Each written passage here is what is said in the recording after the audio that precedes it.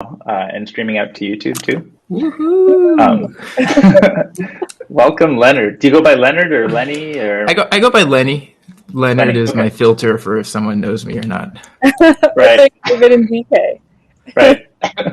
People Yeah, call me David if they don't know that everybody else calls me DK. That's awesome. I'm so excited for this. So what were you guys just talking about? Slash, I feel like Lenny, you just like dropped a bunch of really interesting tidbits in your DM to us that I definitely want to dig into. Like circus performance and everything. Yeah. Happy to, I think the most interesting thing about me is that my dad was the jester to the king of Tonga, and he was also their financial advisor. And our family got sued by the country after the investments he advised stole $26 million. Very complicated. Oh my god! So were you living in Tonga? Yeah, no. The short version is he worked at a Bank of America in San Francisco, and realized there was a checking account with an absurd amount of money, which was unusual, not accruing any interest. So over like a couple month process, he found out that the cash was belonging to this one country, kind of an unusual situation, and then acquired them as a customer, and that just was their ongoing relationship from there. And then he was kind of on the finance side before he was on the jester side. So his birthday is April 1st, and he's a musical performer, and the king also performed music, and there was this point where Bank of America had gotten acquired. So for him to continue working with them, if he wanted to leave the bank, he needed to be an employee of the country. And the best way to do that was to actually get a royal decree saying that he's actually part of, it's on Wikipedia. The royal decree is a very kind of an interesting piece of text that is. So the royal decree from Tonga about look up Jesse Bogdanoff, royal jester, and it'll pop up. This is the Jesse Bogdanoff Wikipedia. And the headlines are pretty bad.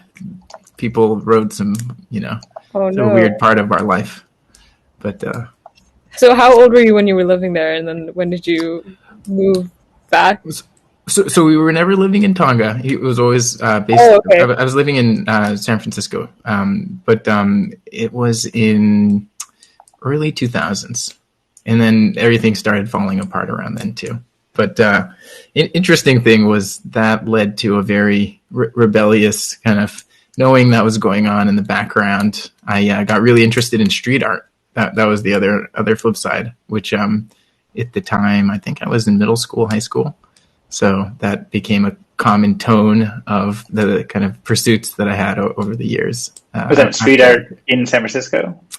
Yeah, San Francisco, around the Bay Area. Like the Mission has a lot of like murals. Is that kind of that to me sounds like hotspot of yeah? Of that stuff. So maybe about 15 years ago, 20 years ago, there used to be a lot of abandoned buildings around Dogpatch area, specifically old factories and stuff. Yeah. And a lot of warehouses and stuff before they had all the underground raves on the weekend. Yeah. All kinds of fun stuff. Yeah. What was that? There was like a nightclub there called Snow Drift or Snow.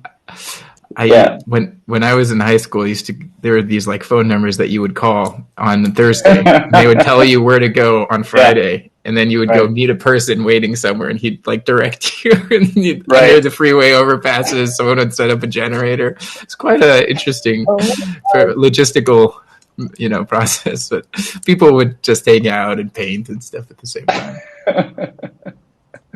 Wow. Oh, here it is. Snowdrift nightclub. This is the one I was thinking of. That's crazy. So how did the street art end up being this thread, like throughout your life going forward from that? Yeah, a lot of things. So I got expelled from high school, actually, and, for street art adjacent things. And then I won't go too far into detail there, but and then over my college years, actually, I had gotten expelled from high school, got into a college, needed a high school diploma, so I had to go somewhere else to quickly get a diploma because they didn't know I got expelled. But I had to kind of internalize, the troublemaking qualities a little bit. And what I ended up doing was finding kind of software explorations around street art that were interesting. So they started out more like, how can you give tools to the street artist that will avoid getting arrested? not exactly like like a walkie-talkie system or using computer vision to detect when a police car comes by. This is motivation, so it worked. But eventually, I was just indexing all of the street art that I could find. So there used to be a lot of BBS forums that people would post regional kind of channels of what kind of art they were doing, and then later Instagram, Flickr became the kind of source of truth. So I was just indexing everything, saving it, anything that had geo, longitude, latitude data, and but I still kind of keep up with that. But it's one of those things that because the data comes from like Facebook, I don't want to like build anything massive around it. It's just something to keep collecting. So yeah, that's so cool. Did other people end up doing this with you, like crowdsourcing street art, sort of? I don't know. Is there's like a street art geocaching community or something?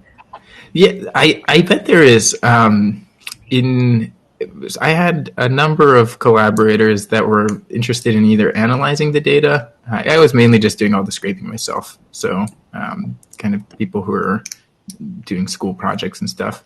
The relevant version today would be like to make an NFT generator, and whoever finds this new piece of art first, can mint a coin or something. That's kind of interesting, actually. Yeah. Wow. That is insane. Yeah, talk about building for yourself, right? We always talk about this theme of like solve your own problems first. Yeah, I don't know if I kept building. There was a number of hardware projects I made which were initially like graffiti oriented. How to find police cars, Raspberry Pi with a camera and a 3G chip or something, and then it became how do you create like a wearable that like takes pictures of everyone that you see and then like pings you if you've seen the same person more than once. So there's kind of an evolution of relevance to just kind of technically what was possible. And was that sort of like a headset, or it was just like it was a Raspberry Pi Zero with a camera on it, magnetic clip. Right. You could wear it, and then you could stick a battery that it would run for quite a while, and it would just take pictures and then just send it to a server, which would do a face detect. It was a little more hacky. Hypothetically, I'm sure like a Facebook or somebody could actually implement that, which would be very horrifying. The idea was, how do you combat kind of loneliness by augmenting technology? So if you knew you had run into somebody earlier that day or that week, in some way it's creepy. You're like, hey, we were both in this one place like 7 hours ago. I just wanted to say hi. That's, it's a little creepy, but also if someone feels like unable to talk to other people or in their own head, then it becomes a nudge, which I thought was. I used to wear Google Glass around when that was kind of a thing.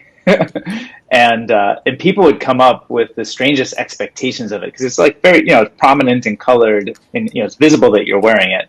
And people would be like, "What's my name?" And I'm like, I don't know.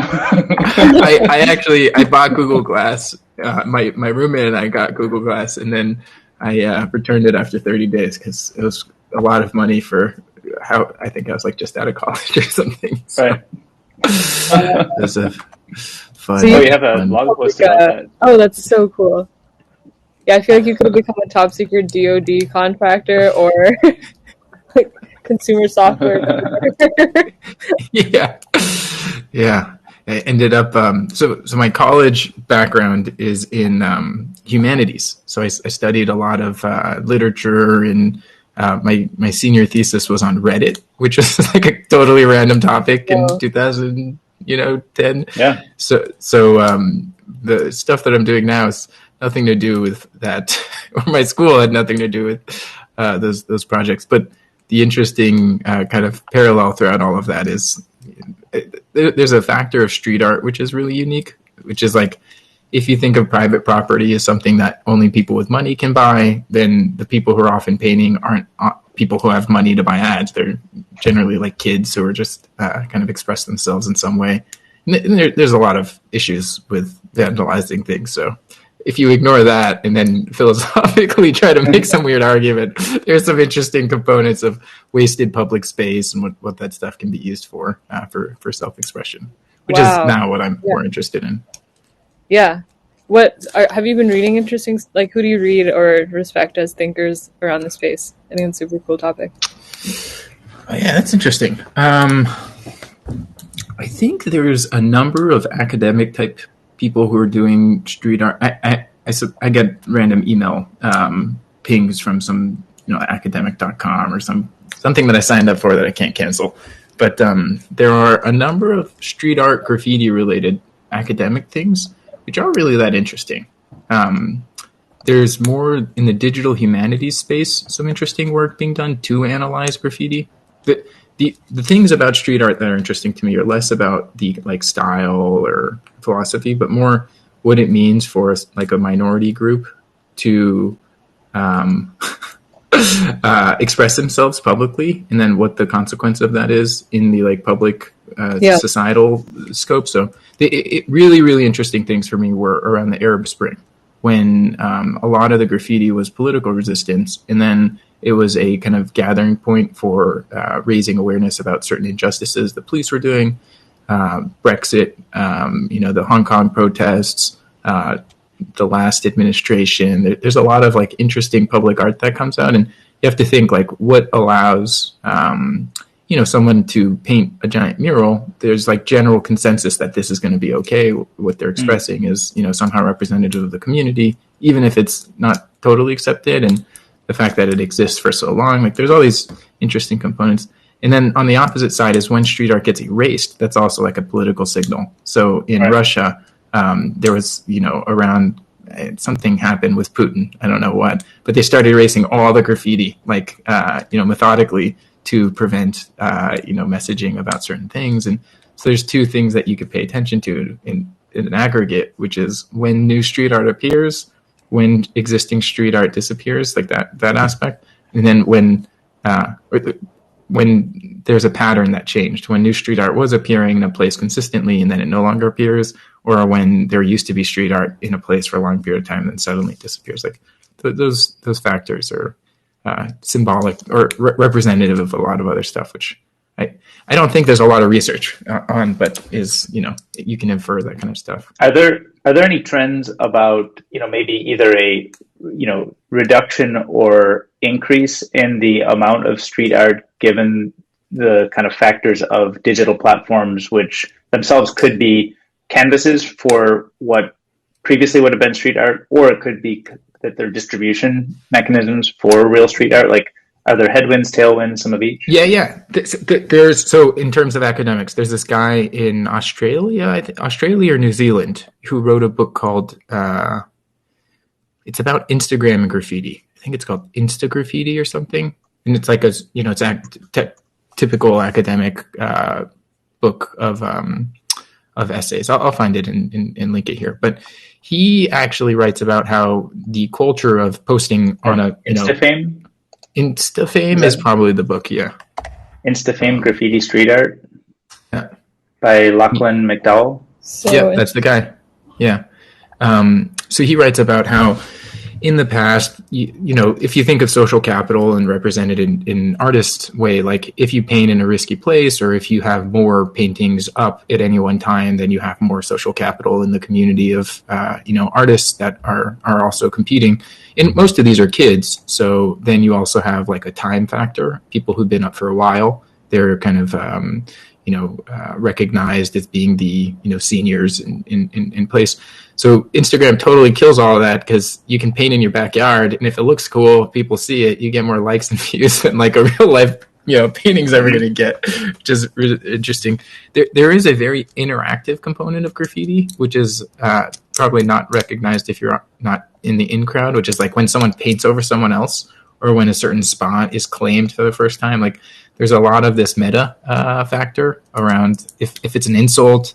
I actually wrote a very long blog post on how to become a graffiti artist, which is probably, I hope nobody reads and then gets arrested. But I thought it would be interesting to Yeah. collect all of this in one place.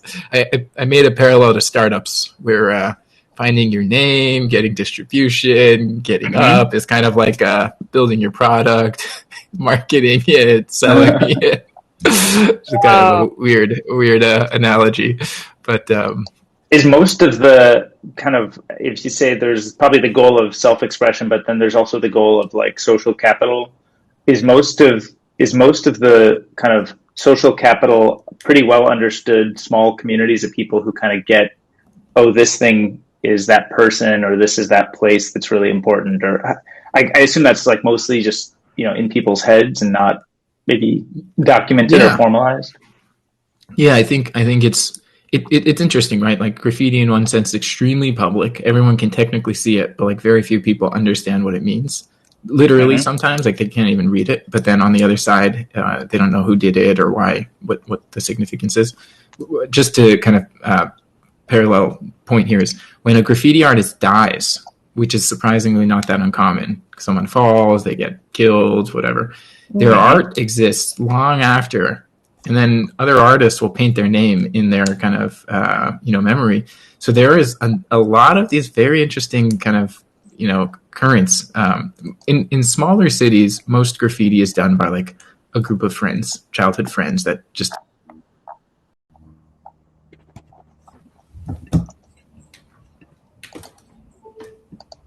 Did we lose it? Let me see. Lenny, are you still there? I see actually his, looks like the green thing is still flipping around.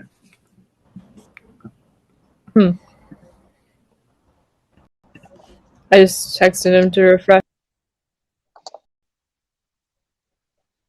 You know, the investment and cred and, you know, all the social capital that gets exchanged among these artists. We went on a walking tour and got to see a bunch and got some of the narration of exactly sort of what it all was and how it works. Sorry about that. I didn't have my computer plugged in and it just died. Oh, you're all good. Whoops. Yeah, So, DK was telling us about some of his street art that he's seen in where was it again? as in Colombia and Medellin. Have you ever heard of Comuna 13? So I just shared a link. It's this. It's kind of a, I don't know what you'd call it, like a very,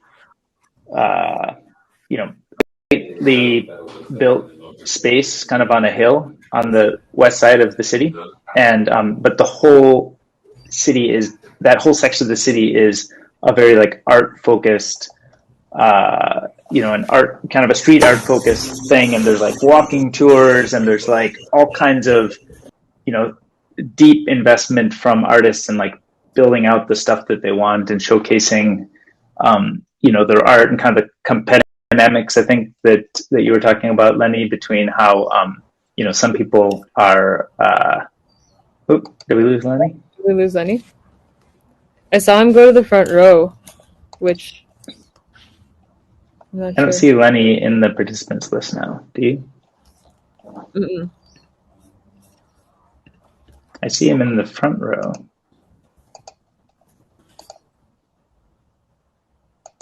You see him in the front row? I don't see him in the front row. Oh, there he is. All right, back in the front row. Okay.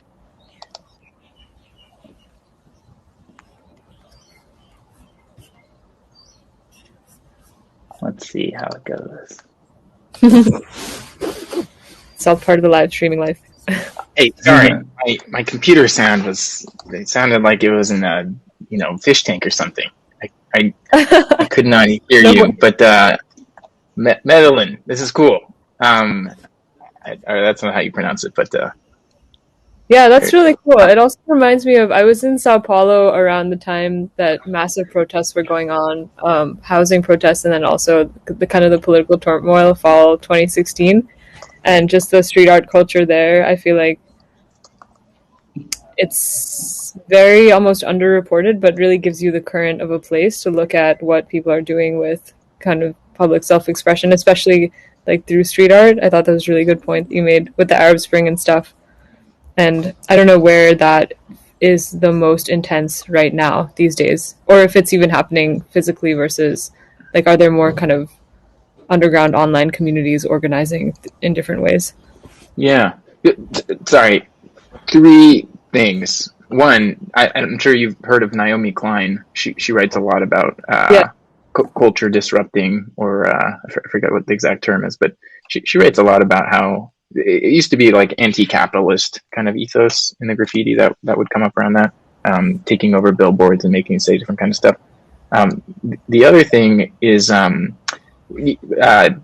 DK, you were saying that how has Instagram changed graffiti? One of the biggest things is people, similar to how kind of politics got more extreme in the kind of Trump era, the kinds of things that would get said to get attention in news headlines, the kind of art that would get painted became much more provocative, to the point where like people would definitely take a picture of it and share it. Sexually, insult wise, it colors in such a differentiated way. So there's like a magnifying or extremization, whatever the term would be, to art, like polarization, also, extreme, like just making it something that someone would take a picture of and share, which is as well as like people put like hashtags in their painting, which is kind of weird, but that would happen. And then the other thing is like, there's like the narrative that graffiti is done by like the people who are expressing themselves, but in most developing countries, what's really interesting is spray cans are expensive, and the only people who can really paint are middle class people, because they would actually have money to buy paint. Most people in developed countries will steal paint, so they'll go into a Walmart with a shopping cart, fill it with a trash can, put all the paint cans on the aisle and the trash can, run out with the trash can. Like there's like techniques of how people do this. But what's interesting is, because the people who are painting are educated in some way, or they have money, they're also very talented, relatively speaking. So they're probably much more oriented around self-expression rather than like political upheaval. But then of the messages that they're expressing, they're going to be of like the middle class. So what's interesting when it comes to the Arab Spring is, you get uprisings or revolutions when you have a bunch of educated people who are unemployed, right? If you have people who know what the alternative is, and they feel like they're missing out even though they did what they're supposed to do. So there's all these like multiple layers of kind of interestingness, which someone should write about. Maybe it'll be me, but definitely there's some history there. Wow, that's so cool. What was the? Sorry, go ahead. Did you both see remember when Banksy had made the painting that deleted itself live? Yeah. That kind of stuff is like too funny. Yeah. Right.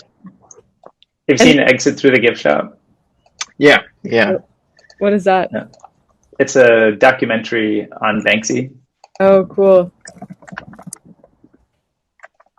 I just sent a link. I guess it's actually, since its release, there has been extensive debate over whether the documentary is genuine or a mockumentary. Although it's totally a mockumentary. Yes, when asked if the film is real. This is my favorite art critique. Oh, that's awesome. I heard about someone doing this with some painting that they bought for a lot of money, and then basically destroyed it, but took a video of himself destroying it and then sold that as an NFT for like way more money than the painting.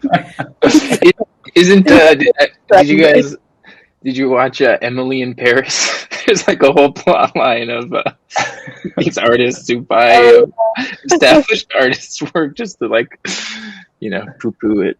Yeah, that's so true. That's funny.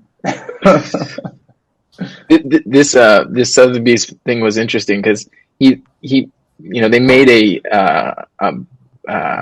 shredder out of the frame. So the moment the painting was sold, they triggered the shredder. And that's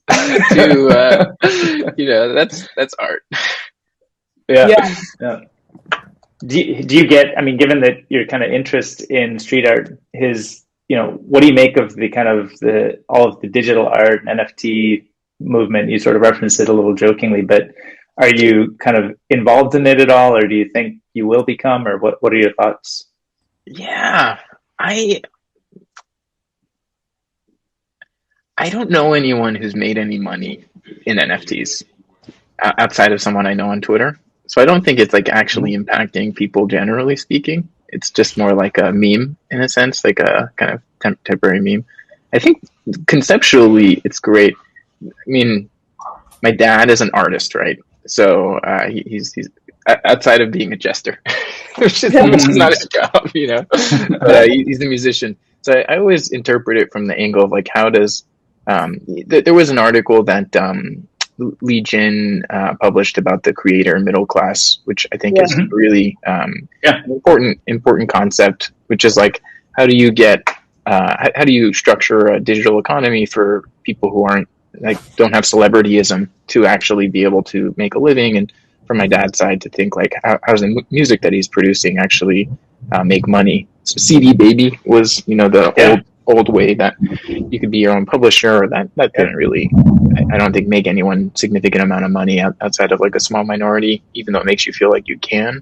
So I think it's a good kind of step in a direction, but I don't know anyone who's selling 3D renderings or JPEGs. I think it's a little bit weird. There is a really great recording of this Dylan Fields, the Figma CEO, talking about the meaning of an NFT that he bought of CryptoPunks, sharing how impassioned he was about the beauty of this one limited piece of art that he created. I think there's a interesting kind of, for the current generation of young people who are doing a lot of like editorializing of stuff they see, because there's so much stuff, as opposed to like mastering what the classics were and memorizing all the kind of historic relations and stuff. I think that there's like a new kind of a attention opportunity to educate a lot of people about the value of art, aesthetics, and stuff like that. But it's kind of a weird. Yeah. What about you two? Maybe you've talked about this already, but do you have any strong feelings? Yeah, it's a common topic actually that we address on Lunchbreak, just because I think we're kind of like, infinitely fascinated with it. I think one of the things that I think we always return to is the idea of needing context, and context for where the art is and where it's valuable and who it's valuable, to, is actually an important part of creating value out of the art that people, sort of monetary value. I think if you write a great sonnet or a screenplay or paint a beautiful picture, but if it doesn't get its way into the networks of people to think about and value and figure out how to value it, it actually may have nearly zero monetary value, even if it's, a very unique, differentiated work of art, speaks to something special. But if it's not doesn't make its way into the channels of distribution, curation, tastemaking, etc., then it has a tough time kind of serving the need of helping that artist, make a living or sort of monetize their art in any way. So that kind of where does that context live, and who establishes the context, and who are sort of the tastemakers that usher things in or help distribute things into that context? Yeah, that's interesting. But my wife is a journalist, and she's been writing about news literacy.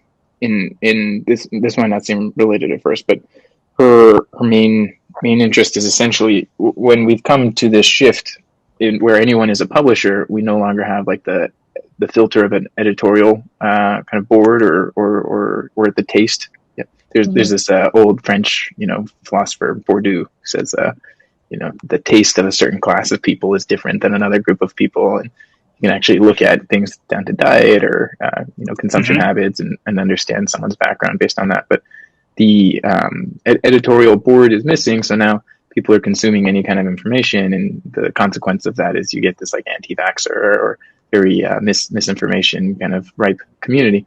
the flip side of that is also anyone's publishing and they don't have the proper background of knowing how to publish, like what are the ethics of publishing certain things, how do you cite facts correctly or not mislead people just for clicks and stuff like that. And I think that transition in our world is probably some relevant version of that's happening. And the good version is that money flows more evenly, but the opposite side is like money concentrates for certain artists for very different reasons than that it's actually valuable. It's often, you know, a proxy for something else. So it's interesting. It's very, very interesting. Yeah, I think with information, you know, it's still obviously an extremely complex issue to figure out what is rooted truth versus what is opinion versus what is a possibility or probability of the future. And sometimes people express things with certainty of language even when they don't believe it with the same certainty.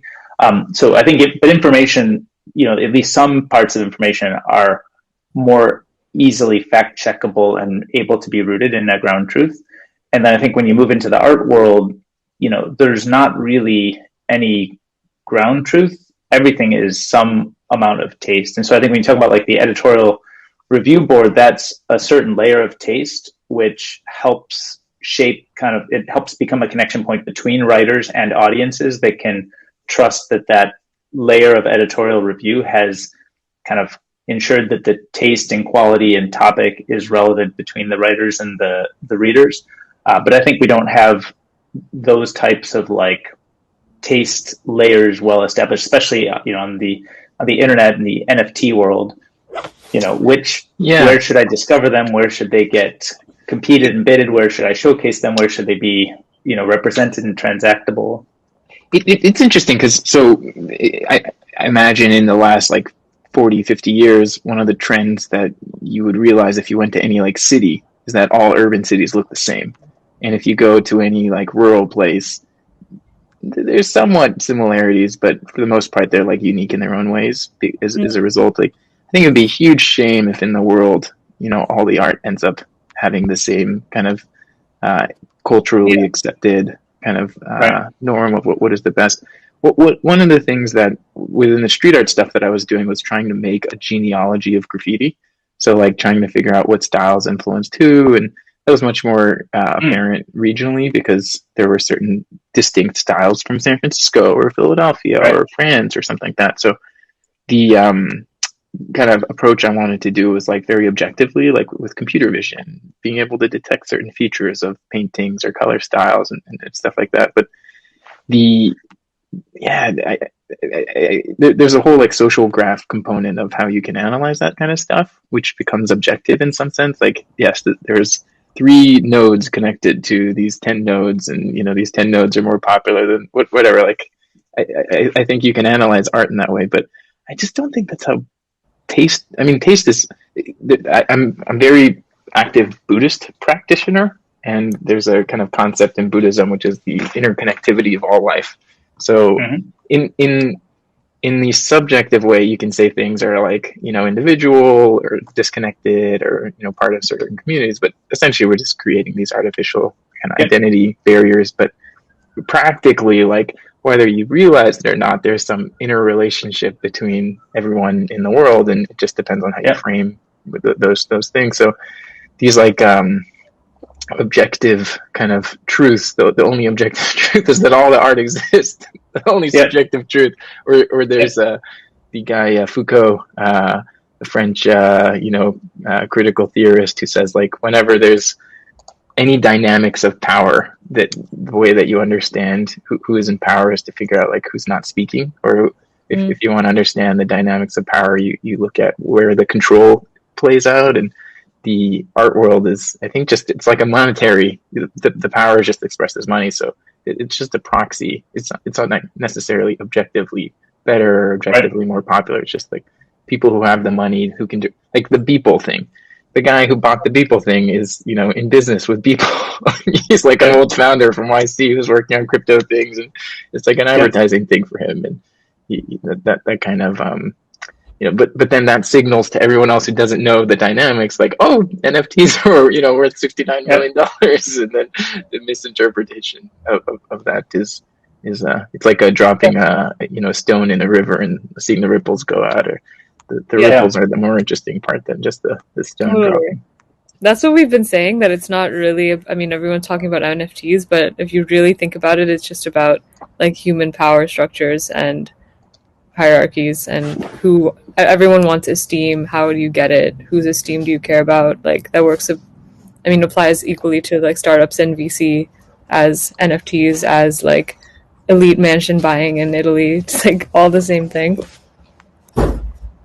There's the concept preferential attachment, which is when you have enough concentrated attention on something, naturally it succeeds because people want to be part of that thing that there's already concentrated attention on. And it would be great if digital art becomes very, very popular as a result of this. But my guess is that again, it's like how does this like middle class of artists make money producing their stuff as opposed to just like a few people? And how does like the illusion that like it's everybody, even though really it's just a few people, kind of actually, what are the mechanics to actually change that? I think that is a really important factor, which I imagine NFTs will unlock, because it's just not possible in a lot of other ways. So that is exciting.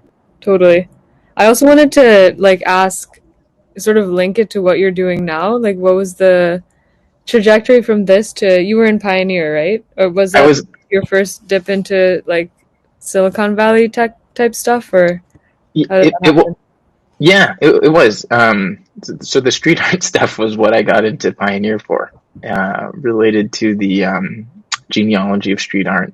And then also Tyler Cowen had a grant for a very similar thing, which was where the kind of political aspect really resonated. Interest in that. What I'm doing now is actually somewhat similar to what you're doing. It's from like a media perspective, understanding that there's so many waves of technology that's changed. So there's more bandwidth than ever. People have more content creation devices than ever because they have cameras. The amount of kind of social norms because of consumer technology have changed to be much more static content oriented to much more video interactive content. And in the business world, this really hasn't translated effectively because the tools for video creation are very expert oriented as opposed to being easy to use. So I went to a high school focused on film, and I went to a film program where I thought I was going to go into Hollywood. But the interesting thing to me was, 15 plus years later, the fact that a lot of the innovation around video, just like unstructured data processing, hasn't really translated to video editing or audio editing outside of something like Descript and speech to text based things. So I was interested about what are the things that can be done practically to reduce the barrier for editing video, less about being a medium, but more for self-expression, and then less about consumer and more from the business context. So I kind of felt like there's like a Microsoft Office moment for video that hasn't taken place yet, where like before you were a specialist, if you were working on a PowerPoint presentation or spreadsheet or a Word doc, like that was like someone's job full time just to type, and then everyone is expected to do all of the things really well. And if you can't, then you're not employable. I think video content production is the same.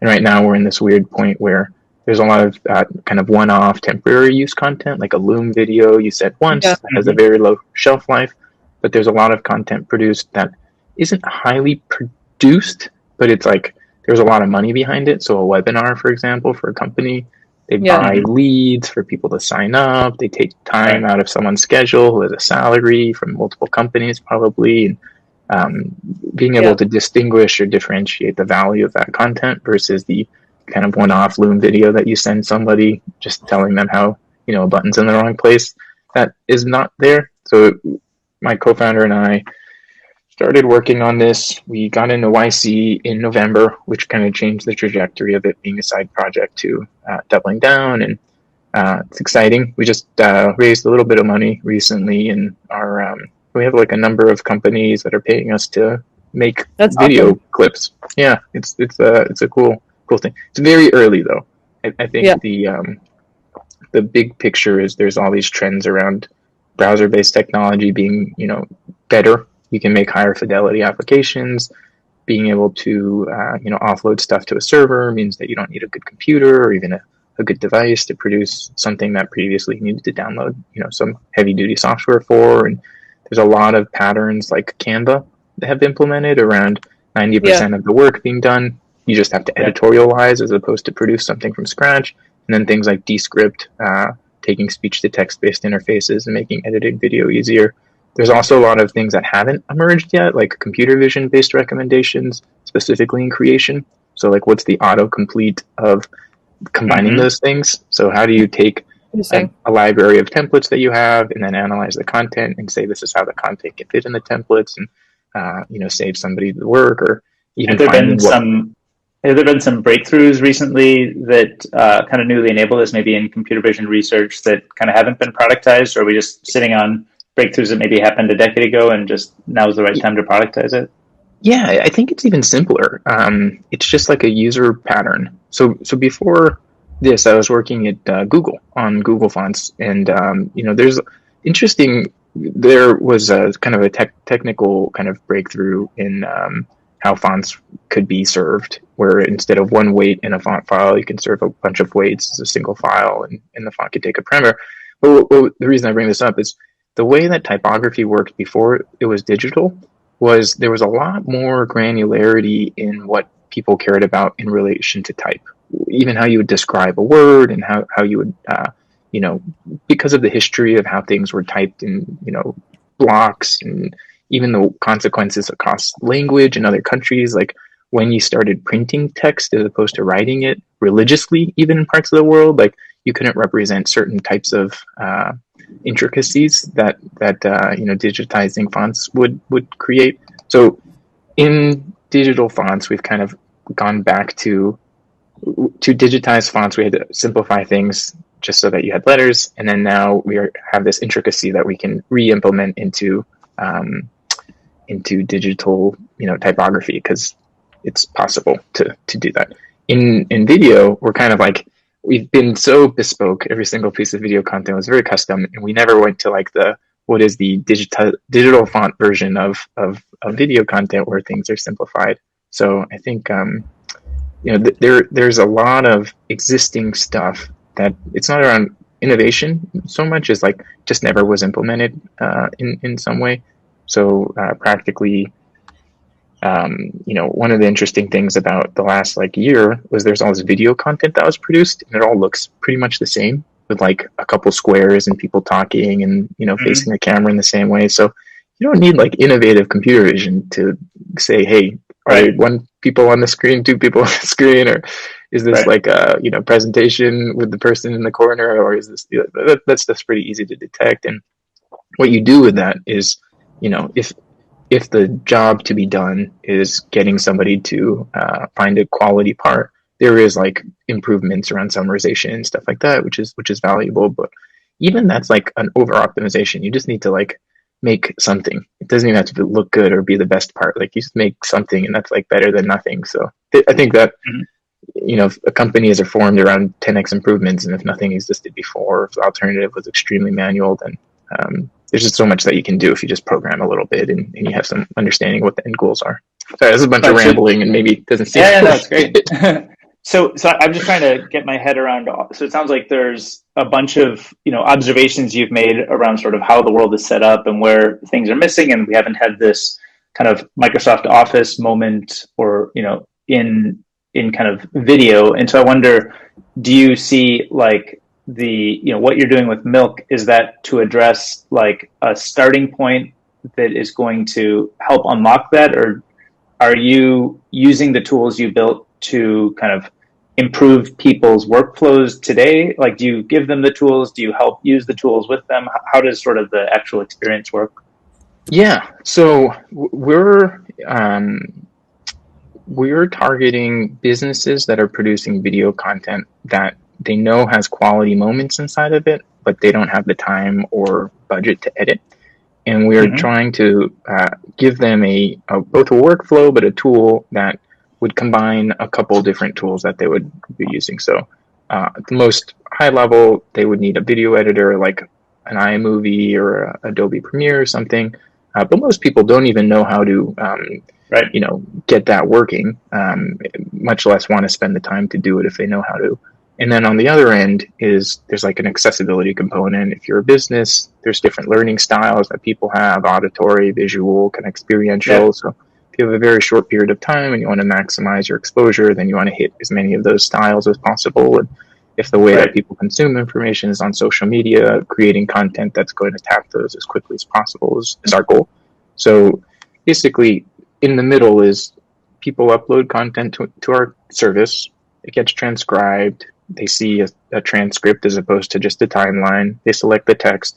And then we can pre-bake templates where that content just pre-populates the missing parts, or they have like a Figma-like, Canva-like interface where they can drag and move the components around to look the way they want, and then export and share those final files. We're focused on kind of very specific business go-to-market type roles, because these are people who are really good at their job, but they don't have video editing skills. Whereas, would this be like a marketing manager or something? Marketing manager, demand generation person, a sales person who has some relation to the marketing team. Our thesis is that smart companies won't be creating lots of one-off content, but they'll create quality, reusable content, and then have certain parts of it they'll customize. So rather than having like a college graduate salesperson creating, how they're representing the company externally, marketing team invests some time into figuring out the best ways of representing the company, and then let the salesperson use that kind of content and customize it, add the company's name they're reaching out to. Video itself is very opaque, so you get a video file, you can't do anything with it. You can just share it or send a link. But idea is that it should be much more malleable, either cutting it together, moving it around. That tool is what we want to provide, but less just copying existing tools and figuring out like what's the bare minimum. TikTok did a really good job. TikTok's media creator unlocked a whole number of very entertaining, highly engaging kind of short form content, but the business world doesn't have that, and there's no reason it shouldn't. Right. Yeah. Have you ever thought about kind of having something of a talent network behind, the Milk tool that could be used to power? Because I'm imagining, you obviously know your customers better than I do, so you can tell me this is like a bad idea. But I would imagine like a marketing manager who doesn't have video skills may be kind of like, I don't know if I really want to get video skills, even if the tool is simple. But if I could just like, swipe my credit card and have a budget. So this is how the company started. This is exactly it. So in last July, we were actually reaching out to companies organizing webinars, and I was manually editing their videos for them. And then the goal was we were going to create an opaque marketplace of editors. Someone who would edit for cheap, company would pay a standard amount. Problem is that, going back to art, it's so subjective what people want. So if you give them an ability to disagree or have preference about something, and it's like kind of subjective, it sucks up. There's no margin because you're going to spend time fixing things. So we then went the exact opposite, which is what's the extreme templatized version, where like no one has to do any kind of design work. So Canva kind of does this. You like the way it looks, you just change the picture, you make the text say what you want, maybe you change the font. That's what we're doing for video. But there is, to your point, there is like a swing back, which is you do need help. And what we're seeing is the interesting companies like Snapchat or ByteDance, they've have post-production teams for video, and then they have like a need now over the last year to produce all this other content that previously was in person or was done very differently, and they've just find that content very boring. So if the marketing person can own the entire production flow, but someone can set the design standards, the governance of what's the equivalent of a PowerPoint template for video. If it's copying a Premiere file in a folder and then having to change the assets, like it's just too complicated for even someone who knows what they're doing. So that workflow is what I'm talking about, like the approval workflow, the design governance, the actual production. What's interesting about Figma was, if someone asked you how big's the market cap of all the designers in all tech companies, it's probably not that small. It's 2 times the number of tech companies, for most places, and maybe you have more designers. But if you suck up the entire workflow of designing, editing, critiquing, sharing, getting feedback, working off of, then you increase the number of potential users. And for video, that's kind of our thesis, is that video right now is this specialist thing. where you would hire somebody traditionally. But if you can actually not think of it as a medium, but just a way of expressing, then you actually increase the number of people who use this, as well as you're building around a specific need. So a bunch of thoughts there, but that's Right. that's the idea. So I'm still intrigued though by this opaque marketplace idea. So you're saying you started with that, and you figured because of too many back and forths and change control requests and updates and edits and tastes that you couldn't make it work from a margin perspective. Is that really the core in your mind? It's not that we couldn't make it work. I think it's definitely doable. I think it's not as scalable of a solution. So there's just, I mean, it's multifaceted. If you just took old tools and you put a marketplace in front of it, you're just recreating Craigslist for video editors, which is not bad. Most people probably need something like that. And then you get the specialist, individual post-production people who can pick stuff up. I think there's definitely something there. Question is, how big is the cut that you're taking? Is the marketplace? How much kind of back and forth you're doing? I'm sure, we have a post-production person in Latin America, I think in Argentina, that we pay $15 an hour, and he kind of churns out stuff if we give him very specific instructions. That's great. And then, if I was to do something, it could take me like a whole day because I'm doing something that's probably more complicated than necessary. It's probably not worth $15. I probably should have just paid somebody a couple hours to do that.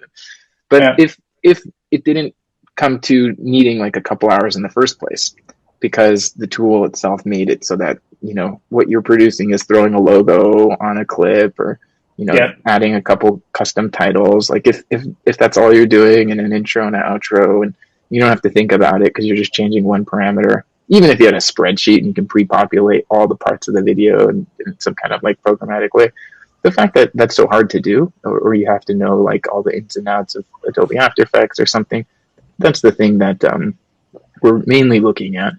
In terms of the marketplace, I think there's actually a lot of video marketplaces that exist. I don't know if that's like a differentiating factor.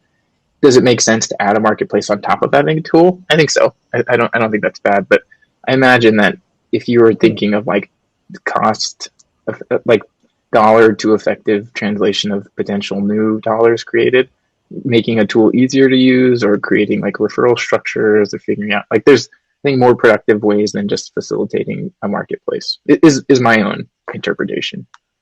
Right.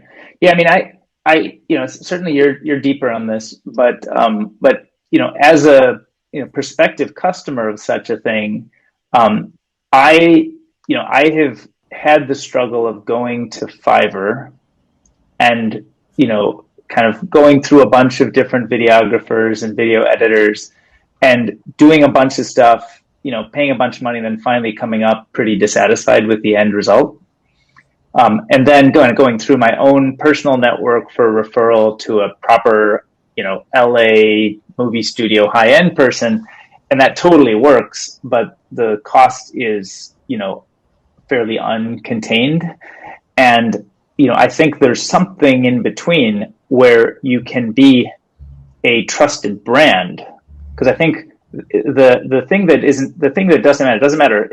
Okay, this thing exists. It matters, is there one that's trusted? And there's lots of ways to establish that trust. But I did not go to a trusted brand because I don't know of one. So I went to Fiverr. I want a trusted brand, and I'd be happy to pay margin, and everybody, all of the customers and talent would align if you had a trusted brand. It's interesting. Like that's how you create margin, is by like actually having trust from both parties. And I couldn't find anything but Fiverr, so that's where I went. It's a great point. It's tricky because like the way video works is the startup cost is much greater than the like cost of repeating. So to do something one time versus X times is much more expensive. So it would be very natural for this marketplace to become obsolete very quickly, because once you do the match one time, you lose the value of having the recurring customer is probably where you would make your money, less the first time match, and the person wouldn't want to keep working with you. I bet there are workflows that you could establish that would create more, it would necessitate more on-platform interaction. Like Definitely. like all of the go back, like the paperwork says there are 3 changes allowed, or 3 changes with 30 seconds each, or whatever. I don't know how people would want to express the limitations of like expectation and risk, but those things and the reputations that would get built, not just showcasing products, you do that on an external website, the actual workflows of like, who am I going to engage with? Who's available now? Who have I worked with before? What's our sort of agreement? What's our change agreement? Like all of that to me feels like a solution that could really, keep me coming back again and again to the same place. It's like, it's simple, it works, it's not extractive. I think you could have a great margin business without it feeling to either party like you're really being extractive. I think you actually are creating a lot of value in the sense. So I'm actually a believer that there's something, and I'm not saying it may not be what you want to work on, but no, it's interesting. Yeah, I don't think we dug into the mechanics of how possible it is. I think it's another thing. Another thing I just shared. Oh yeah, I was gonna say I'm checking this out too, but it seems really consonant with what you are talking about in terms of Canva for video, because essentially you could have someone, maybe they go through the transcript and there's like curatorial taste in the person who reads through and says like, okay, here are the 5 moments, like I've picked them. But then they just select like, I want to optimize this for Snapchat and TikTok and Instagram and like something longer form. And they've picked their like sort of design template from Canva. Like that's still relatively low effort in keeping all of the marketing managers kind of time spent on the like curation bit. Then it could probably be shipped off to someone who's like, all they have to do is take those bits of the transcript and make them, and like basically do the work of using Milk to, optimize it for Snapchat and all these different platforms. So the flip side is like, you just don't need a person to do that process. You can just, if for example, that your template is going to have like a video and a caption or video and a logo, then those become, assets that if rendered in, one dimension interface, like a portrait or a landscape or a square, how that's supposed to lay out is relatively pre thought through, and then the only thing the person has to do is go through pick the parts. That's the one subjective part. Everything else is relatively kind of built out, and so that's essentially what the kind of thesis here is, that actually where you're describing a person to need to do that work it only needs to be done once, and refined, but only needs to be done once, and then the work that does need to have the actual attention of a person. I think it's almost like the way that we describe video editing is kind of like what I imagine people describe like text editing in like the 70s or something. Like, you can add a new paragraph on your page. You can have more than one page on your document, or like when you print it, you can print it with margin. Like, that's the way we're describing video today. Like, and it's just of course, at a point that like detail of feature was important, but the my guess is the kind of the friction between like thought and actual end product is too large right now, and it doesn't need to be. And software is meant to reduce that, and we're not like reading people's brains and taking the heat change of your brain and editing the video. But we definitely can do like, hey, if this is your job, this is what you're trying to produce. If this is what you're trying to produce, this is the part that we can't do for you. That's much easier to isolate than to facilitate like one communication style. Someone who's not articulate actually gets pissed off when something's not done correctly. Like someone who has like, some frustration. Their English isn't that good if they're the editor and they can't communicate what they didn't do correctly or what they weren't sure about. There's a lot of assumptions. Like, you can make a giant form where like you kind of reduce the kind of mistakes over time, but I think the point of software is to like take processes that are reproducible and create structures in which the reproduced, the end result is what you expect it to be. And that's kind of what we're focused on. There's a bunch of companies that are doing a great job at this, but I think we can do, very specific business oriented things. That the needs there are very particular. Anyway, I like DK's idea. So this is like where we started. What we do every day on lunch break, we're just like, what if like you added this thing to this, and like what would happen? Yeah, I just shared out Dan Romero's tweet with some free startup ideas, and one of them, which is relevant to the discussion we just had, is Wirecutter plus Fiverr. So effectively, he's posing it as a media property that's like a trust and curation layer on top of the otherwise relatively uncurated Fiverr. But I almost feel like I don't want just like tell me which person to work with, but just like solve the problem,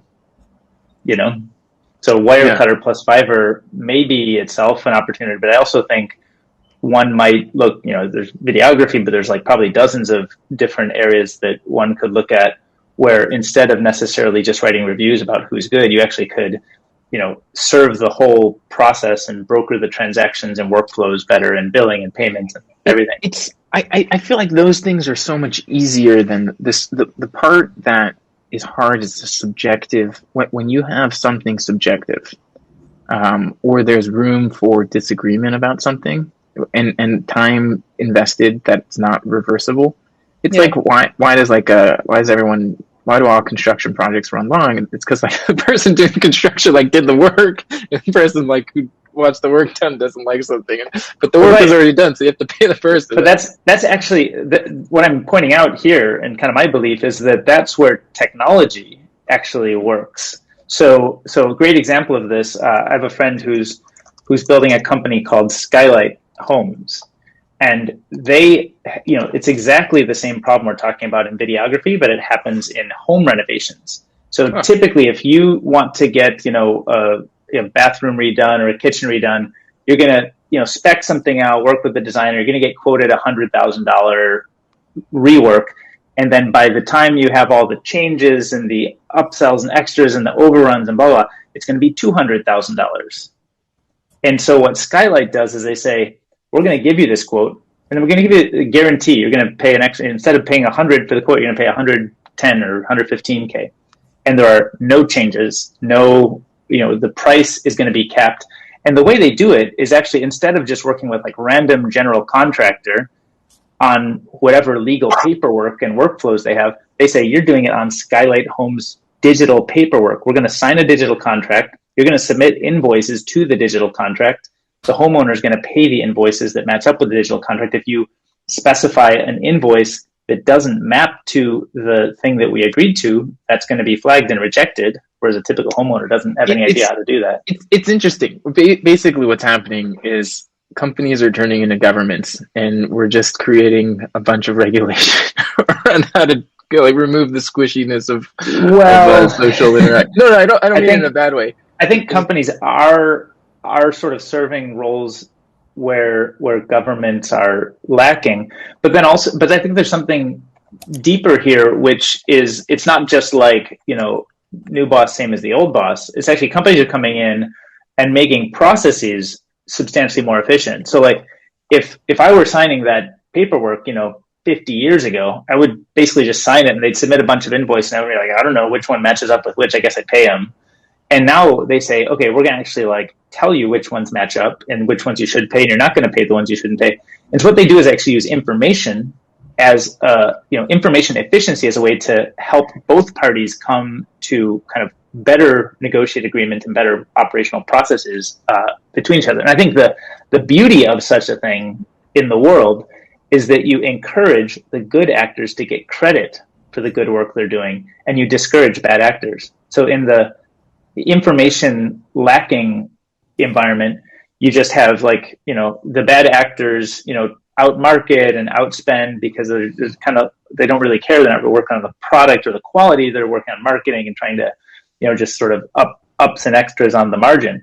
Whereas when you say, look, you don't have to market heavily. We're going to provide the customers. You don't have to, you just focus on the craft of home building, of home renovation.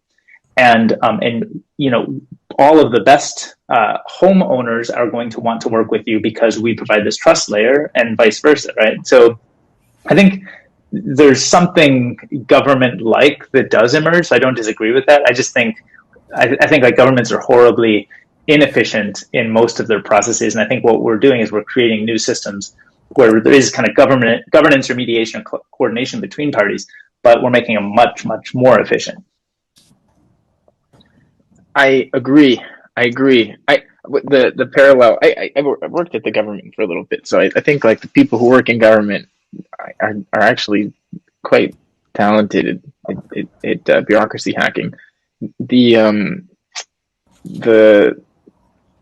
the kind of taking complicated processes and standardizing it is what I associate with government. And the way to do that is you create areas of forms or You ever been to the DMV?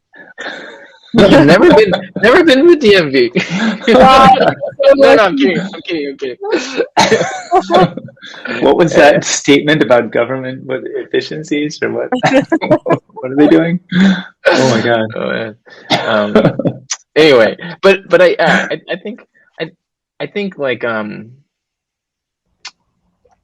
any kind of art creative process that is that if one party thinks that they're doing creation as opposed to if they understand that they're just like a cog, that's where the problem comes. So if you're creating a marketplace of like video cogs, then I think there's definitely some value there.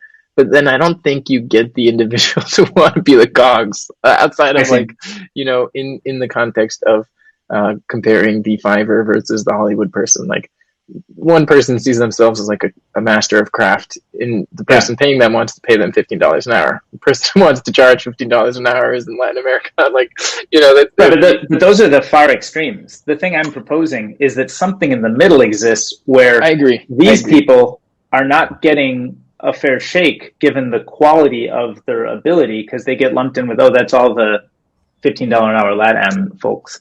I agree. And I agree. I think what technology can do and a trusted brand can do is help elevate those who are not getting a fair shake relative to their ability to contribute. So at a high level, how big do you think that opportunity is?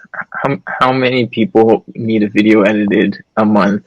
How many people are those in, say, just the US who would pay on average $500 a video, for example? And then Adobe is a $200 billion company. So it's not a small thing. And they're only selling software to people who think they can make more money serving people. So I don't think it's small. That's an interesting breakdown. I mean, yeah. Okay. Maybe chapter 2 of our company will be marketplace. it'll be the prelude. I mean, I'm not trying to convince you to work on something you don't like. I'm just saying the thing that you seem to be very close to and have done and somewhat have dismissed, I would ask, is it worth dismissing? Because it seems to me like I think it would be very big, and I think it's actually very defensible if you do coordinate all of that talent. Whereas if you build a computer vision algorithm, like a lot of people can build computer vision algorithms, and so I think those are harder parts to kind of serve long term unless you have some other kind of asset or network that you're bringing to the table. Whereas if you have like talent network assembled and you serve both parties well, I think you can run with that for decades. That's interesting. Noted. One of our biggest criticisms in VC meetings is defensibility. So that's great. That's awesome. Also, I'm going to bring Lexi up. He's in the front row. I don't know if you guys know each other, but two beings. Hi. Hey, fellow human being. It's great to meet you, man. Lenny, this is the craziest conversation I've had all week. We learned that Lenny's dad used to be the court jester for the King of Tonga. Lenny was super into street art growing up, got expelled from high school for maybe being too into street art, and started getting into tech because he was tinkering around building crazy street art, I don't know, how to do graffiti in secret type hardware projects, and he's now milk.video. So we've had a very wide-ranging conversation. One to tie a bow on the jester thing. Very funny conclusion here is that Tonga was a monarchy because of all the money that got stolen by these investors. The government actually went through a big upheaval and they became a democratic nation. So Wow. indirectly, Wow. that was the cause of the democratization of like a many decade monarchy. And there's like a documentary being made about this like accidental democratization. It's kind of interesting story. So, Whoa. Wow. That is sad. You get special access on .to domains. I wish. That'd be so good.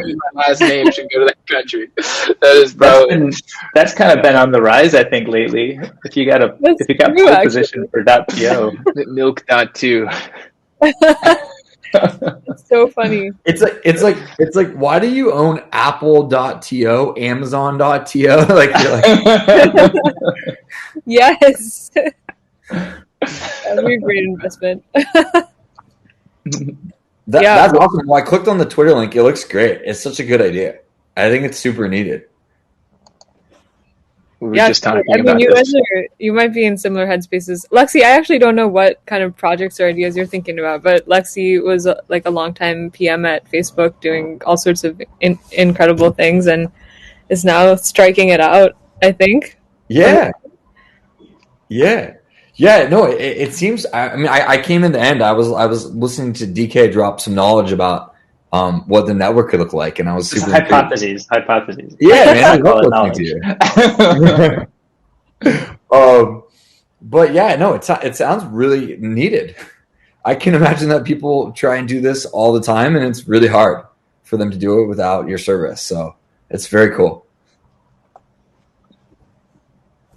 So Lexi, I know I think last time we chatted about kind of what's on your mind, it was a long time ago. I feel it's been months. Yeah. And I know you've taken some of this time and you've spent it surfing, which probably helps you kind of get in new headspaces. And by the way, Lexi, I'm on like day 10 or 11 now.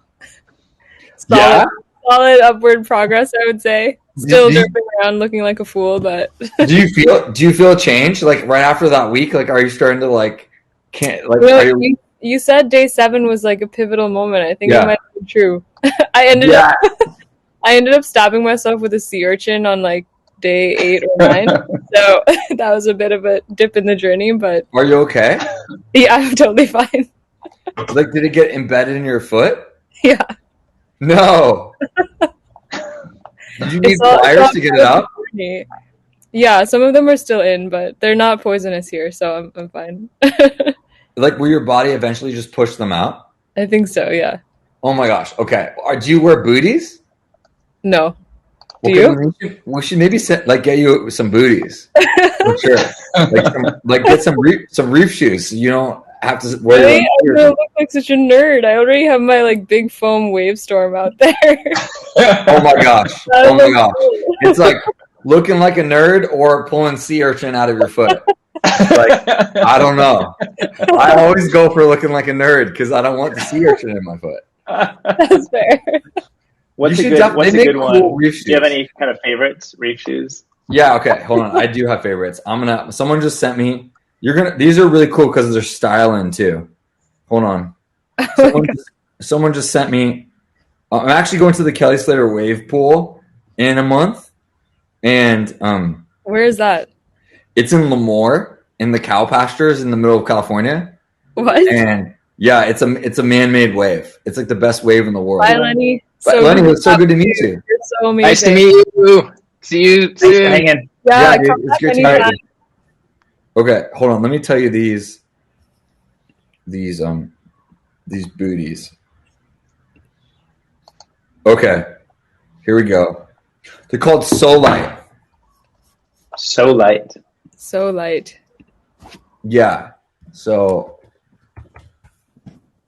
Oh, I spelled it wrong. There you go. So light. Oh, nice. Yeah. So supposedly those are the best ones because they mold to your feet. Huh. Yeah. Here, let me. So I'm looking at like this kind of thing. Is that the type of thing you have in mind? Let me see. Looks like it, yeah. Yeah, that's what you want. 2mm custom reef water spoon. And yeah, that's what you want. There's a want. bunch of different types. Like there's 5mm. These are 2mm. Yeah, like you could probably do a 3mm if you wanted, or a 2mm. I like doing split toe better, but everyone just has like a different style. Mm-hmm. Nice. But I Here's a 3mm. Is recommending spirulina to me related to this item. oh yeah, Is that another brand? That's how we know we like it. No, spirulina, like the algae. Oh. Yeah, so these are really good, and they're cool because they have like great colors on the bottom. That's awesome. That's the reason I suggested it, Misty, because like the colors are so cool, so they don't look that nerdy. Sounds good. The ones I have are made toe situation. Yeah, so there's 2 toe options. So both of these are in it's contained over, but you can have all your toes together, which is fine, or you can have a split toe, which is the best because then you can use your big toe in order to like grip on things. So I'm a big fan of the split toe. So it's like it'll say. Does Solite have those? Yeah, like I think it's an internal split toe. I think the in toe for the split toe for them is internal. Like as an example, these are the ones I'm gonna get.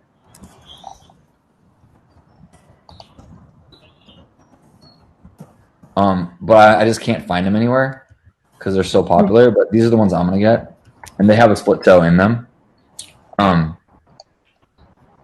The other ones that I really like. So if you're just like into just like exploring and climbing on rocks and like you're going on adventures, these are the ones I have right now, which I've always had my whole life. They're from a company in Santa Cruz that are amazing. Oh, cool. They're really good. My problem is that they're a little bit more nerdier, but they're really thick soles. So it's good because like I come out over the rocks all the time, and everyone isn't geared up with like these like shoe soles. Yeah, so this is great. Okay, that's the move. And these are the ones Nadia and I have. They're great, and they're made really well. And you can get them at the factory. My big problem is that one of my feet is bigger than the other one, so that's why Solite's better because it'll mold to both of them. Oh yeah. But that's always been the problem with shoes. Like one of my feet is half a size bigger than the other. Are they always made by like wetsuit manufacturers? Is that kind of yeah? So I would say that some surfers don't like booties because they're like it's not like pure. But I think booties are amazing because they keep you warm. That's kind of Mishti's view. She's like, "Give me the sea urchin. Yeah, keep it pure." You only have to hit sea urchins enough times or the reef enough times to be like, booties are my favorite thing. Like I can tell Mishti's never stepped on a stingray. Once you step on a stingray, you're like, cool, I'm wearing booties from now until the end of life. Yeah. Oh man. Mishti, my favorite part of this whole talk, we were like, actually it's still in my foot, but it'll be fine. I'm sure nature will work its way out. Yeah. I called the teledoc and I was like, so do I really need to go somewhere to take care of this? Or like, he was like, nah, it's fine. It's like splinters. So I think we're good. Isn't it so funny? Like doctors who work at the beach are like so chill.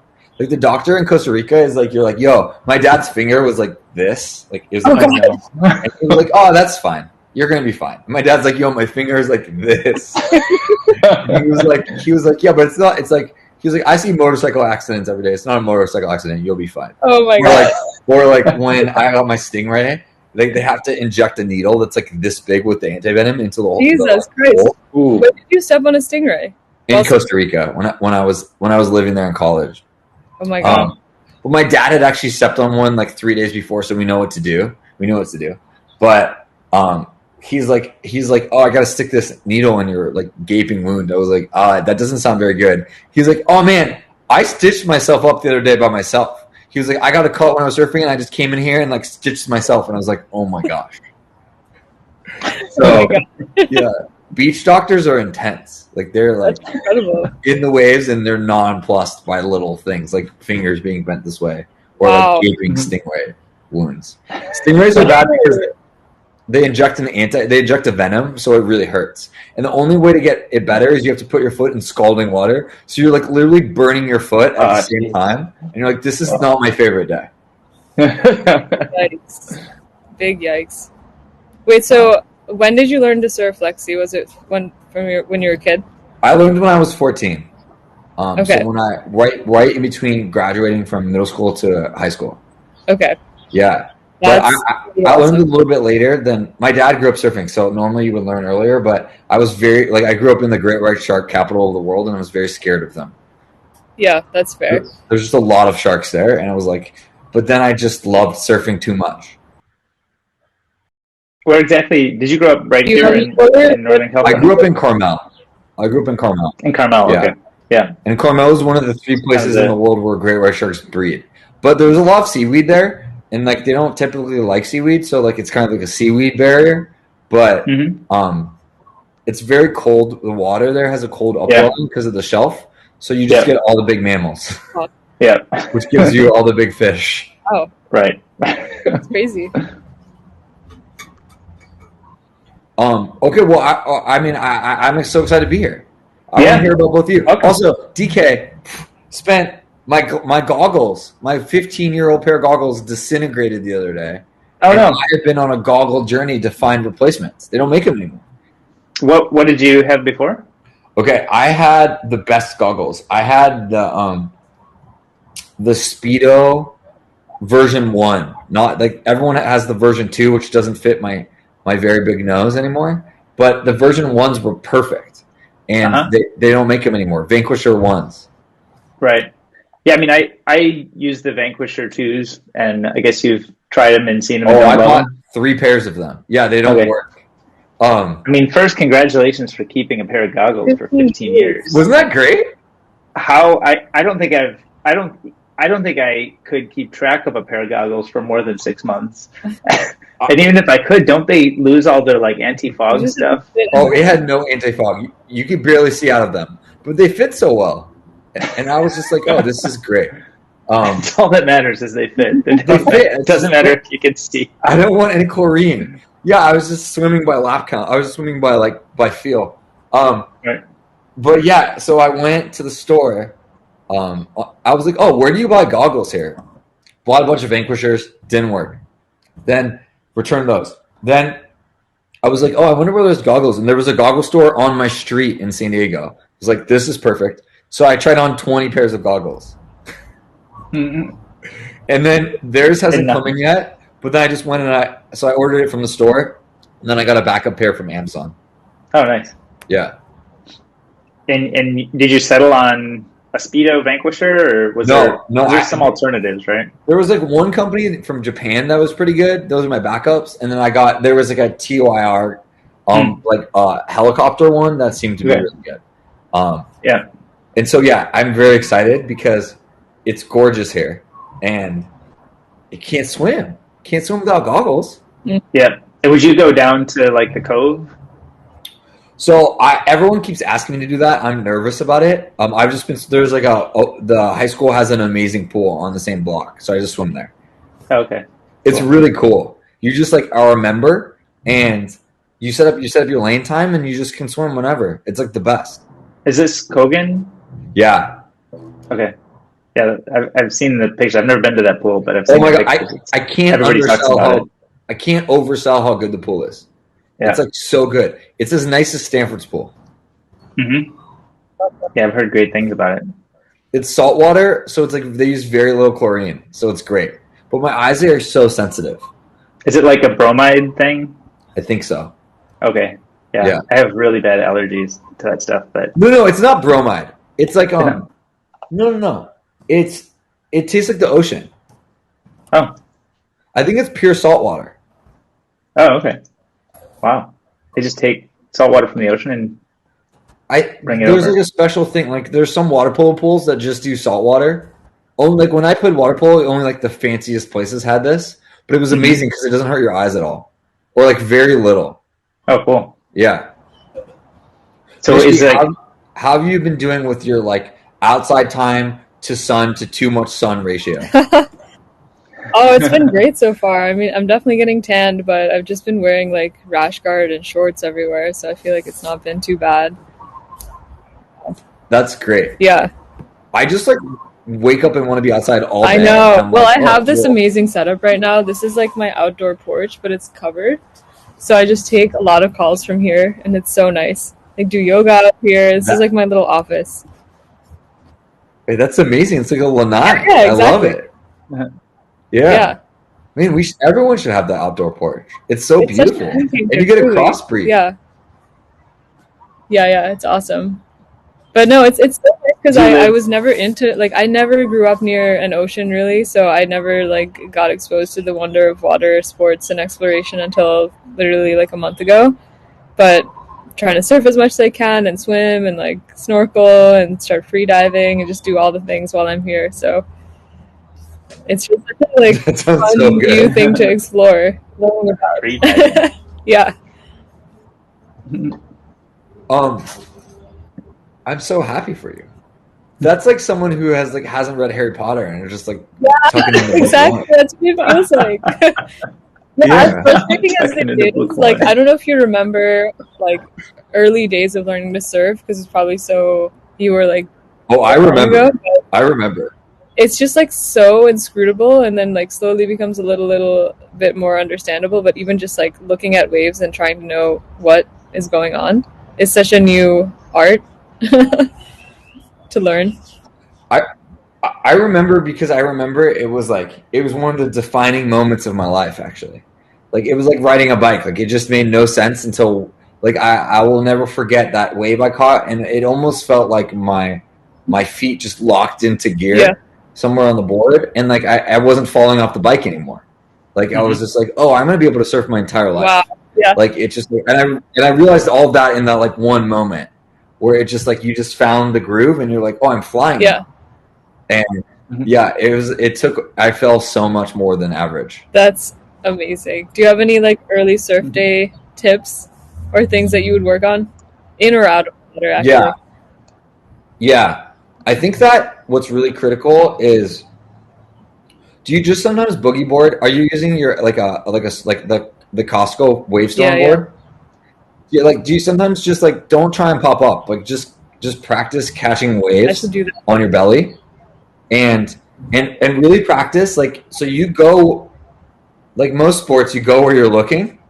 So really practice like looking all the way to your right on your belly, and then just going all the way to your right. Because your body will naturally inch that way. And then practice going left and do that. And then practice scooting up on the board and you'll go faster. And practice scooting back on the board and you'll go slower. And just spend like 2 hours just doing that. And like you'll like get a lot more comfortable on the board. Yeah. That's part one. I think part two, invariably, you're trying to pop up with your arms too far out in front of you. So it's like trying to do a push-up where you don't have any power. So like you want to pop up right at your ribs, and that'll really help. Those are like two of the things. And then when you're not surfing, just do 10 prop ups a day, going each direction. Yeah. And like before you know it, you'll be flying.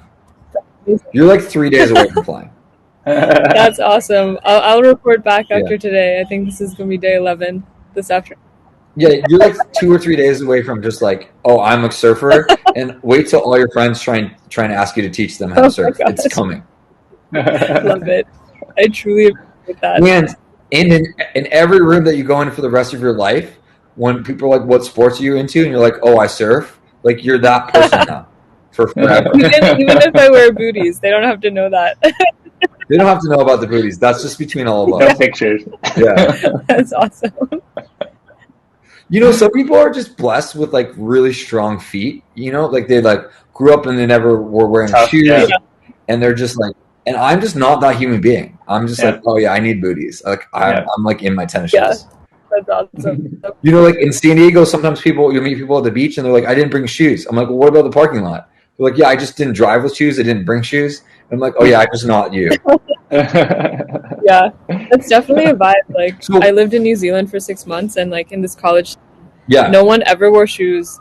They had their skateboard and just barefoot everywhere. But the thing was, like, they also smashed beer bottles on the ground everywhere. Like, there was broken glass everywhere, and yet no one ever wore shoes, but everyone was fine. But as soon as anyone, like, not from there tried to do it, they would just get wrecked. I don't know what it was.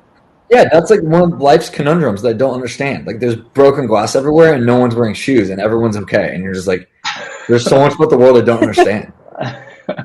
Yeah. So I want to hear the latest about Highlighter. Like, where are we at? Like, what's the latest? It's great. This is the most fun.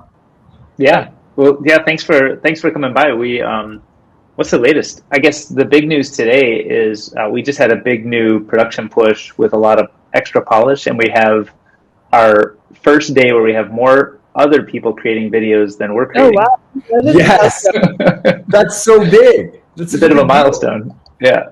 What? So I'm so happy for both of you. That's huge. Thank you. So yeah, I think the overall, we've been hosting this lunch break, which has been a lot of fun because, we get to invite people like you, and we just talked to Lenny, and it's kind of become now this tradition for us that every day we're on here for a couple hours making videos and talking to each other, reading Twitter together, sharing links, meeting interesting people, hearing interesting stories. So, and then making videos and making highlights and stuff. So it's been, I think it's just been like a ton of fun. Now we've been, there's a lot to get right to make this like really work well. Yeah. And I think we're kind of there, but not quite still. Like there's just a ton of details that we need to push through. So, especially when third parties start using it, there's a lot, all of the UX to create a video and, get all the right people there and in the right places and stuff. There's just a lot to understand. So it's kind of Mishti and I end up showing up and coaching people through and trying to help make sure that these things run well. But I think once we do it and people, see how easy and fun it is, they kind of light up and want to do more. So that's great. Yeah. It's been it's been a lot of fun. So like, what do your product senses say? Like, you think it's like close? Like there needs to be like some like more onboarding stuff, like making sure people understand what's going on. But like the essence of it is like is pretty there. Yeah. I think the core really works well. I think there's a lot of details, like I said, in the UX that I think we need to simplify so that I think Mishti and I are so experienced with how these things run that we can do stuff like this all the time. Yeah. We're like doing that. I like that when that happened to me. I was very excited back to this, and we know how to do that. But when somebody new comes in to try to host, we have to like take them through how all these kinds of controls work, and it's like producing video. Even this sort of lower stakes version of producing video is still a substantial. It's not like writing a tweet or something, right? It's a much more substantial kind of undertaking or creative process. So I think we have it in a state where we're really good at it because we've been doing it for so long. Yeah. But I think we're starting to see where it breaks for new people, and we want to both like help create better education as new people come on, and then we also want to improve our tools to like automate more and simplify more to just like. And then there's a few, bugs here and there we need to polish so that, people don't get tripped up on stuff that we kind of like, know how to hack around. So, so a lot of it is really like, I'd call it like a refinement process at this point.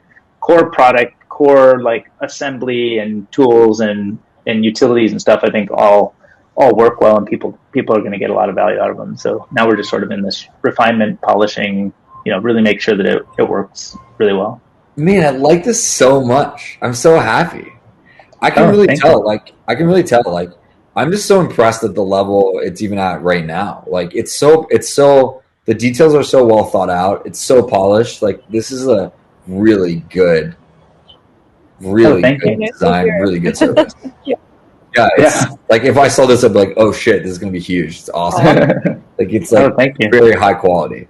You can tell like there's just so many thoughtful things. Like I was talking to Nadia about it, and like even the way you design the hearts with the scene states. Like, or it's just like that. It's just really beautifully done. It's like really beautifully thought out, and it, like, I mean, even how you post your thoughts and it goes in reverse cron is like really smart. Like, there's just like all this stuff that's like really clean. Thank you. Yeah, I think, we only got here through it's kind of like that daily application of effort over the course of, we kind of started down this path, call it like about a year ago, and really started, building out this experience. And we were actually sharing in our Slack the other day some of the first versions, and I shared it with like the puke emoji. Yeah. It was like so atrocious. It functionally worked, but it was just like, oh, this thing is like, when we look back at it now, it just looks like a disaster. So, but I think it is like, it's like that rock that the water goes over every day, and you end up with sand after. I think we're sort of farther along on that journey than we were kind of a year ago. So I think it's a testament to both of your creativity and thoughtfulness to start with something and just keep polishing it and polishing it and polishing it, where it's really good. Like, thank you. Now you see it and you're just like, whoa, this is great. Like, this is super high level. And if this was like came in here and this was $1 billion company, you'd be like, yeah, I get it. It's like really nice. It's really well thought out. So thank you. I love it. I think it's great. It's like, I'm on video chats a lot and everyone's asking me to test their video chat platforms all the time. And this is way more fun. Oh, that's awesome. Good. Thank you. Yeah. We have a couple new features that are going to come out soon. We've got them in test right now. Cool. We've been a couple new things we're polishing, which are actually independently very cool. And then we found that using them together is like even more fun. So one of them is screen sharing. So, you and I could hang out, or like you and Misty and I could all hang out here, kind of maybe along like the side. And then I could share my screen of like what I'm working on, whether it's Figma or Slack, or, I can just show you stuff in progress. For people, we've been sharing like some of our kind of code environments. So we just use these internally. That's and it's super easy for us to assemble and discuss and actually create videos. So I'm excited about the potential to be able to use that to help people run their own kind of educational processes. Like, I have this problem all the time where people want to share a slide deck or something with me, and there's no real way to do that here. So we've had people come on where we've hosted things and they're like, oh, can I screen share or can I upload a slide deck or something? We didn't have the ability to do that. So that's coming out, and that's pretty exciting. We're probably a few weeks out, but we're putting some polish on that. And then the other one is, it's called Highlighter, right? Yeah. And and the purpose of Highlighter is to make highlights. And I know you and I talked about this back when we first met, was on the beach, right, at the bonfire, and we were talking about highlights and highlighting. I'm already excited. Yeah, tell me more. So what we do is we now transcript everything we're saying, and then we'll have a separate tab you can go to where you can select from the transcript, and we generate a video clip or a highlight of exactly that moment of the video we created. And it shows up in the discussion, so people can comment or annotate on that specific one. And it's also a unique URL on the web that you can share with a Slack group or wherever you want it to go. That is such a good idea. That's huge. Like, I just think people are going to use that all the time, right? It's like, this is the one moment that you want to pull out where you're like, that was really awesome, and go send it to like 10 people. And I just think that, like, then everyone's like, how did you do that? And you're like, oh, highlighter, and it just like brings them back. I just think that that's like such a, I would guess that's going to become such a key feature. I would use it all the time. Like, if I was running my meetings on this and there was like a moment where I could just like grab it and be like, yeah, just watch this sort of thing. Like, that's so much more efficient than watching rewatching an entire recording, or like, here's the 5 notes. Yeah, you can imagine we're here. We've been talking about surfing, and we met Lenny briefly, and we had we're here. We're an hour 41 minutes in, but I wouldn't expect that a lot of people are going to sit down and watch an hour and 41 minutes worth of content here, because we're kind of a little bit hit or miss when we're hitting like a really great moment, right? Like something. But I think if we could take all those moments, make it easy to like extract those moments and just bundle them up into like, okay, you don't have to watch 2 hours worth of video. here's like 7 minutes or 5 minutes worth of video, and it's all the zingers, it's all the cool ideas, it's all the fun stuff that you want to like learn and see and hear and watch. So I mean, I watch that video every time. Like just like to me, it's like it's in the exact amount of time where I have 5 minutes here and there to learn and take stuff in, and I just it helps me learn so much faster. Yeah. Then everything's snackable, bite-sized, interactable. So if you have a highlight, you can upvote it, you can reply to it. There's open discussion threads on each highlight. I think we're going to have a lot of fun with this. This is so cool. I'm so happy. It's so good. Thank you. So tell me about like who's building this? Like, where's the team? Yeah. So, when we got started was actually just about, it's March 19th, just about coming up on our 3-year anniversary. Congratulations.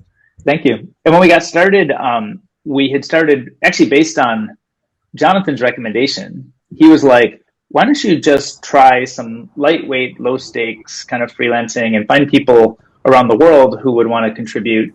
And you don't have to necessarily commit to like what it is, or like it doesn't have to be too weighty at first. It can be more like prototypey and easy. Mishti's asking, when's the official anniversary? I think it's March 23rd, but I should. Oh my check. God, my birthday is March 24th. What a happy almost birthday! Crazy. I almost have the same birthday as Highlighter. Yeah. There's some serious kismet involved going on here. Yeah. So it was actually on Jonathan's recommendation to try this out, and we tried it, and it was kind of like this very lightweight, low stakes, try things, see if it feels right, see if it kind of, but because of that, like we started building relationships with like really talented people all over the world, and so and then good people know good people, and so now and we've had all over the place. We've had Buenos Aires, Cambridge, UK, Zagreb, Croatia, Novosibirsk in Russia and Siberia, all over India. So Kerala on the west coast of India, Delhi, Chandigarh, like all over. And it's not any of the major tech cities you'd expect. So it's not like Bangalore or Hyderabad even. It's like people are living where their families are. Where it's kind of this amazing ability to then work on things that are like, kind of ambitious product oriented things, not like IT services, but product oriented things. And you can sort of do it from, your native place, like where your family is, or where you want to be, instead of having to, deal with 3-hour commutes and the major cities. So we over the years, we've had a bunch of people involved from all over the place. And so, today we're like a team of 11. This is so impressive. This product doesn't look that. I mean, it's not that easy. Like there's like a lot of like complicated parts of this. Like there's a ton of moving parts. Yeah, it's like I would have been like, I wouldn't have batted an eye if it was a team of 35 working on it, sort of thing. You're like, it's complicated. Yeah, you have like real time video, you have recording. There's like a bunch of like UI and design things going on. Like all your interactions are really clean. Like this is like not an easy thing to build. Yeah, thanks. Yeah, we've like I said, we've been at it just like polishing that rock, and it's just now starting to feel like we're kind of in shape, but there's still we were just hosting with one of our third party hosts a few hours ago, and there's a few UX details he was running into, so it's just a constant process of refinement and polish, but we're getting there for sure. Most of it out himself, and I was just like, wow, like it feels so good to see that. Yeah. It was cool that he did figure it out. Yeah. That's so rewarding. Yeah, he got there. You're just gonna help him get there a little bit faster. But he got there. Totally. Exactly. I mean, I think this is a huge accomplishment. I know we're in the middle, but I just think that like, this is a complicated thing. Like, there's a lot going on. Like when I was like, oh yeah, and like every screen is good. The onboarding is good. Like I know where I am. Like it feels good. How I get called up feels good. Like there's like there are no screens that were like not thought of and not which is I think very rare.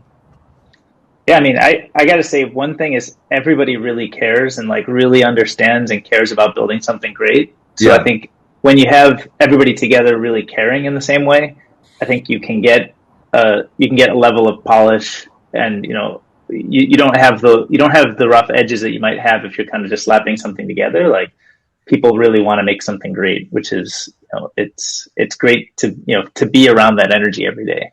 It's so inspiring. Yeah. I mean, like, even like the color schema is like little colors match each other correctly. Like, it's just like everything's on point.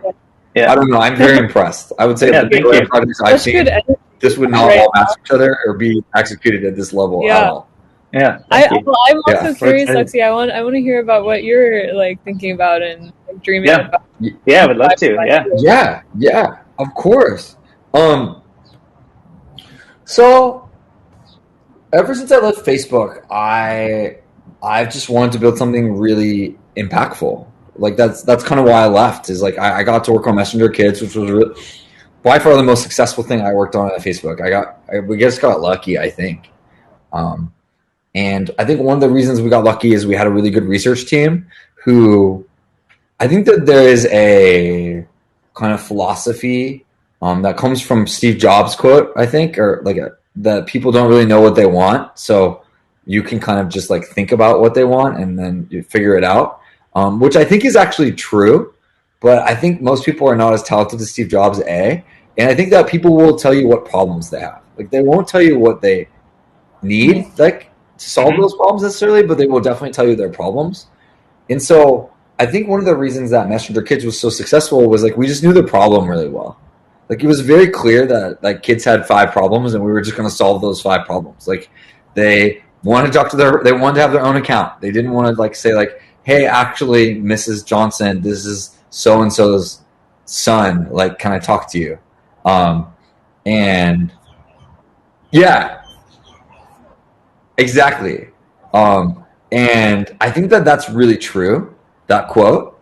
But I also think that what I found is if you're really good at building products, you're right 20% of the time. If you're world class, you're right 20% of the time. And I think I could be okay, there's a really good idea somewhere in this room. Maybe it's behind the bookshelf, maybe it's in the bedroom, maybe it's over here. Somewhere here, there's a great idea. And I think what market research around problems has taught me is they will tell me, okay, buy DK's Get Together book there's a really good idea in that square.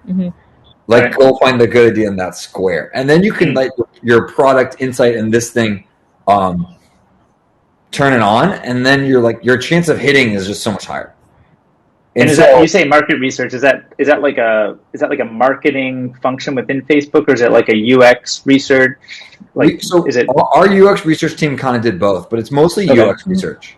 And so what was really helpful is typically at Facebook, we would have an idea we were already really excited about, and we would use UX research to make sure it made sense. Very similar to kind of what you are walking people through and be did the onboarding make sense? We were gut checking something that train had well left the station. So you sort of already designed the product and you're bringing it to user research to kind of validate. Did you have a tough time creating enough space for them to say no? Because I could imagine if you're oh, we have this product we're really excited about, we've already designed it. Doesn't this work? And they're actually. Yeah, there's tension there. And also when you're yo, this is going out the door and we have a launch date and we're moving and there's a tension there. It's a healthy tension, but I think that what was so cool about learning this other methodology was that, especially, I think there's something really different when you're not the target audience, because you can't rely on your intuition nearly as much. I'm not 7, so I just have no idea what a 7-year-old needs. So we just had to listen quite a bit, and it became really clear. They wanted their own accounts that were their parents' accounts. They wanted to. Were you interviewing 7-year-olds, or the UX team had been interviewing 7-year-olds? Yeah, they talked to hundreds of 7-year-olds and their families, just every week, over and over and over again. And they really wanted to know. They wanted to be able to message cross-platform. They had iOS and their friends had a Kindle tablet, and they wanted to be able to message cross. They wanted to be able to personalize, so they wanted to make it feel like their own thing. So just were all these things that they really wanted. And We were like, well, we can solve that problem. Like, we know how to solve, like, we know how to do those things. So then we just solved that problem. And I think that I've really been spending the last year and a half looking for a really clear problem that was just like, okay, not people tell me what they want, but like what's something that they're experiencing that's just so palpable, and you're like, oh yeah, I could solve that. Like that makes sense. And so I've just been iterating through kind of that process. And one thing that I really like about it is that I think that in the way we were doing it, there's really nowhere to hide. Like you pour your heart and soul into something, you test it for 2 weeks, and then you give it to people, and a lot of times they just don't like it, or it's not as good as you thought. And I think that's so important, that there's just nowhere to hide. Like, it's like, not only do people need to love it, but they need to love it so much they're going to pay for it. And so it's just like, I'd rather find that out in week 1 or 2 and more in that than in year 2. Yeah. And so I think it's a combination of like being really driven and analytical and really kind of fearless of just, a lot of people aren't going to like this, and that's okay. Mm-hmm. And so this last idea we've been working on, we've been really interested in kind of like I'm interested in work because people spend a lot of time working. So like, I think that really interests me. And I'm really interested in work and social, because there aren't really that many social things around work, even though we spend so much of our life there. And there's like a huge movement right now around coaching, and there's a huge movement around like support at work. But a lot of the methodologies that people are taking are not very social. It's like much more HR based, which is like you reach out and like they're here and they can help you and it's great and everyone gets coaching. But it's not like, oh yeah, I'm like talking to 3 people who I like fall over in excitement with every day, and they're like making me 3 times better at my job, and this is insane. And like, I can't believe I get to do this because it's amazing. And like, we all want to be better at our jobs. Like, why am I not doing this all the time? So that's kind of what I've been thinking about for like the last 2 months, is like how to do something like that. And so we have this idea that we've been working on, and we've tested it with about 50 people. We're testing it with about 15 more right now. And it's based on, we call it advising, but it's not quite therapy, because therapy is really focused on the past and what you've done in the past and how that influences your future. And it's not quite coaching, because coaching is really powerful, but it's very much a lot of coaching is fostered on the belief of asking questions and like really trying to get one person to understand that like they already kind of know the answers, but they're just trying to like unearth it in a new way. And this is like very tactical. It's very much like, what would you do in my situation? Like if you were me right now and you were working with this distributed team and like you weren't getting this done, like what would you do in this situation? And I think what's really exciting about it is like we're testing that, and that's really interesting. But actually that's only the beginning. So that's only month 1. And really month 1 is just a proxy for us to get to know you really well. And once we get to know you really well, like the real essence of the idea is we're going to find you someone who you're going to be friends with for like 10 or 15 years about work. Mm-hmm. Just like a fellow traveler. And we're going to put you in a small thread of probably 3 to 5 people with like an advisor. And we're going to be like, okay, I think, and for the same price, like it's the same thing. But now you have a one-on-one thread with someone you could talk to, and you also have like a 1-on-4 thread with 3 of your best friends sort of thing. And we're going to keep going until we find you those 3 people who you just love. And like, that's basically your work crew, and you can ping any questions to them anytime. And what is a work crew like? I'm trying to get a sense, just to anchor my imagination on the kinds of thing we're talking about. Is a work crew a set of people that are like demographically similar? Are they geolocated? Are they ever at the same company or always at different companies? Are they in the same industries? Are they usually in different industries? Like, what does a work crew typically look like in your mind?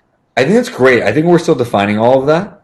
I think that there's some benefits to them being in generally the same area, because I think you can like meet up and have like a deeper connection. I don't think they need to be in the same company. And I actually think the most important thing is they have the same intellectual intensity and the same intellectual curiosity. It's like, if you can think of 3 people in your life where if you talk to them, like they would have really good answers about your day-to-day work, and you could also help them a ton. But like, just by being around them, they're kind of pacing you. Like, I have certain friends who are so intense and so accomplished that I just know when they wake up at 8 a.m, they're like getting stuff done.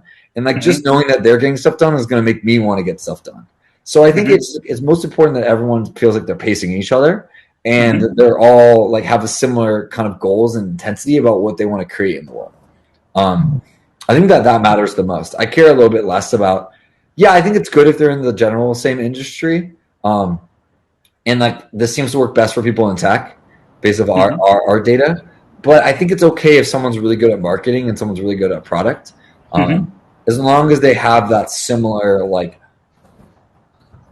feeling of, oh, I talked to this person and it really changed who like how I was thinking about the world. Like I had a conversation with someone and I'm still energized by it yesterday. I'm going to be energized by this for the next 3 days because it's just like, it like hits that vibe in your brain where like, oh, I learned so much.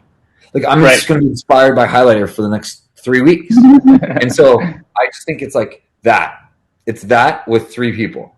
And I know that if I could talk to, DK, if I could talk to you and Mishti and Jonathan Geller once a day and be like, hey, what do you think about this? What do you think about this? And we just were like having a thread like that.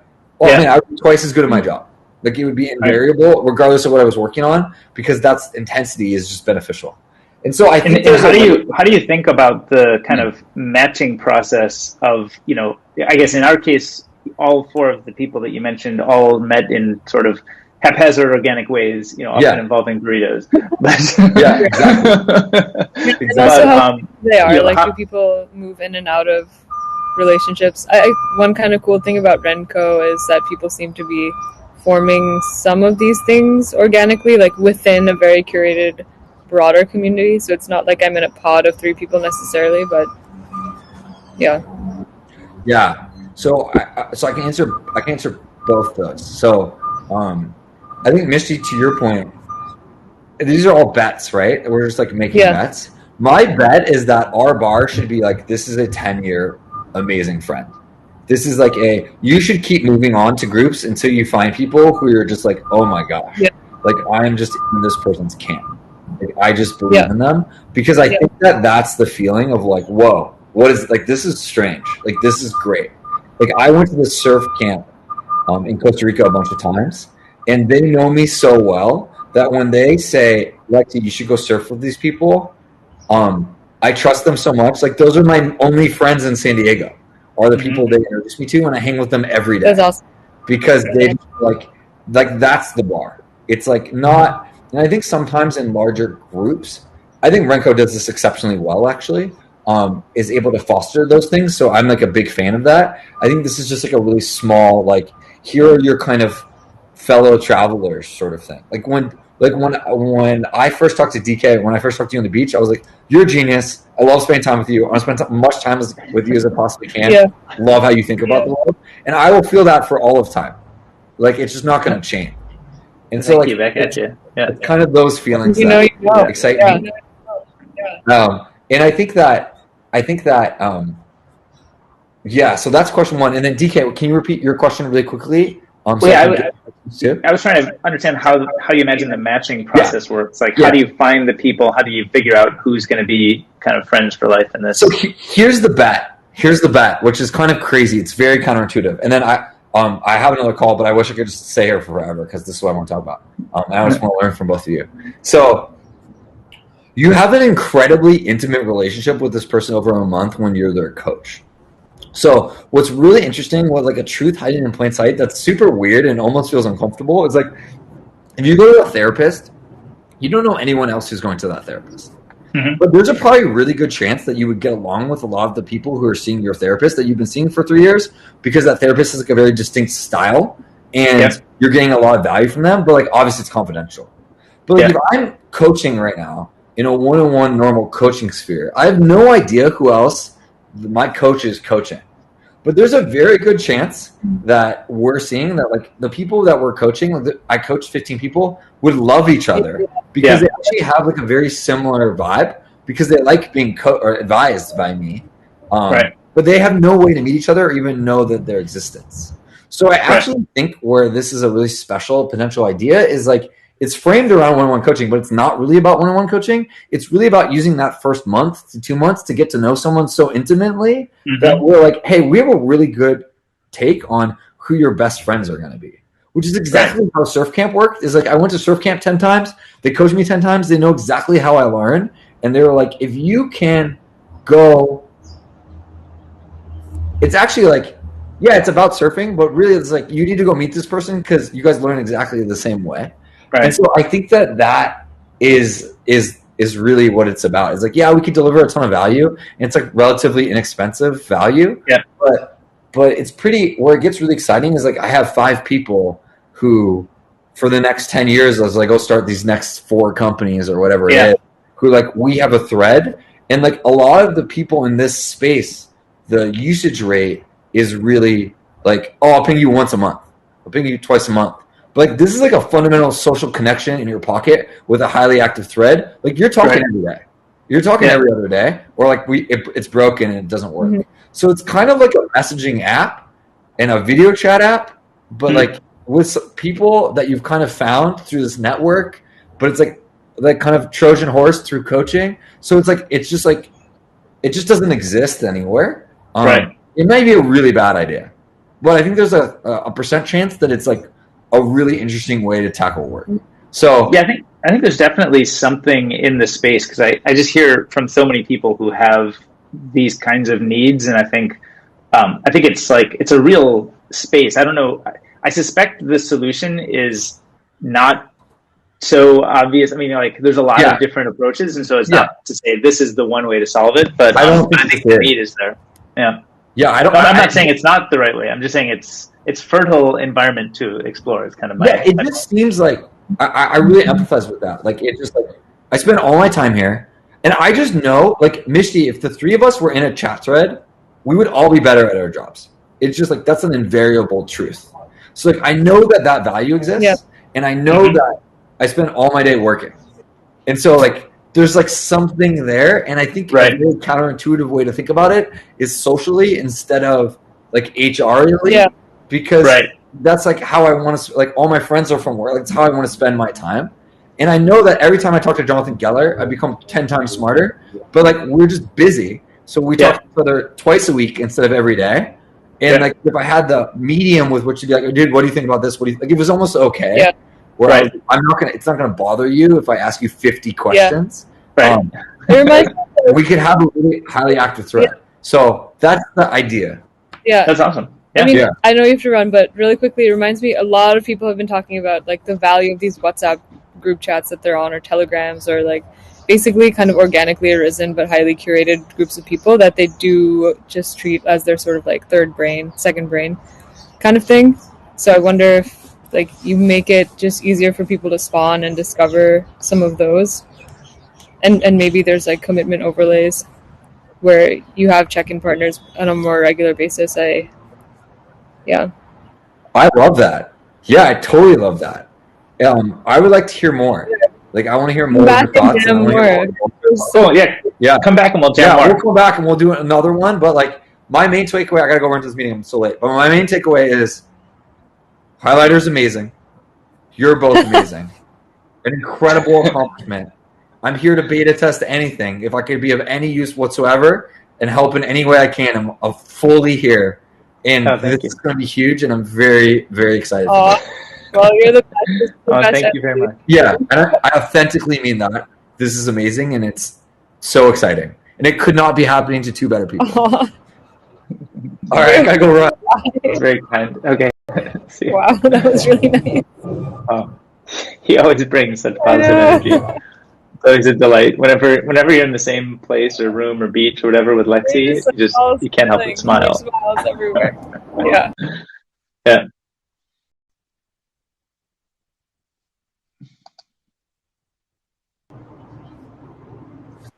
I just refreshed. Yeah. All right. So. Wow. Oh, you did? Okay.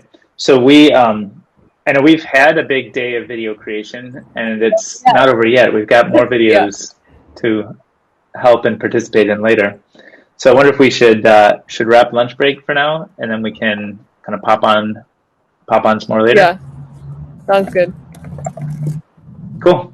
All right. Talk to you later. Thanks, Bye. Mishti.